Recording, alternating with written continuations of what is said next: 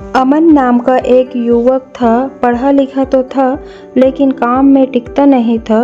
कुछ दिन किसी नौकरी पर जाता, फिर मन उब जाता और छोड़ देता। घर वाले परेशान थे, पिता चुप रहता और माँ के दिल को रोज दुखता।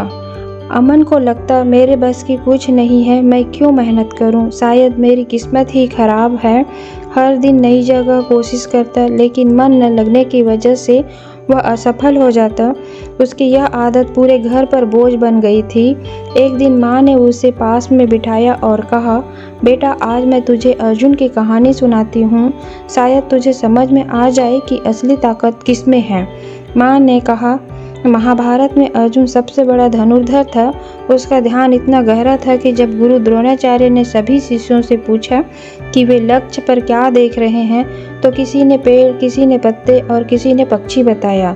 लेकिन अर्जुन बोला, गुरुदेव, मुझे सिर्फ पक्षी की आंख दिखाई दे रहा है।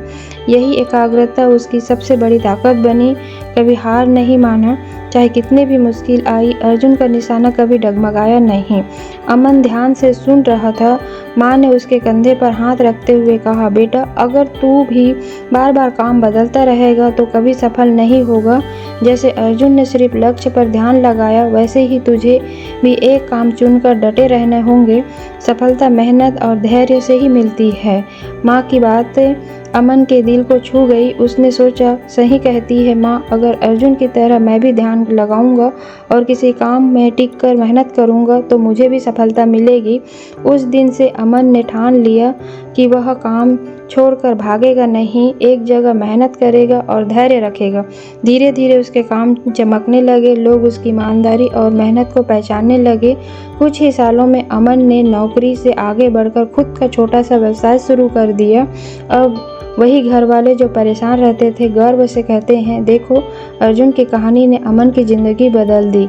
जब इंसान लक्ष्य पर टिक जाए तो असफलता भी सफलता का रास्ता बन जाती है। किसी भी काम में सफलता पाने के लिए अर्जुन जैसी एकाग्रता और धैर्य जरूरी है। बार बार काम छोड़ने वाला कभी सफल नहीं होता, लेकिन मेहनत और लगन से हर मंजिल पाई जा सकती है। कहानी आपको प्रेरित करे तो लाइक, शेयर, सब्सक्राइब जरूर कीजिए।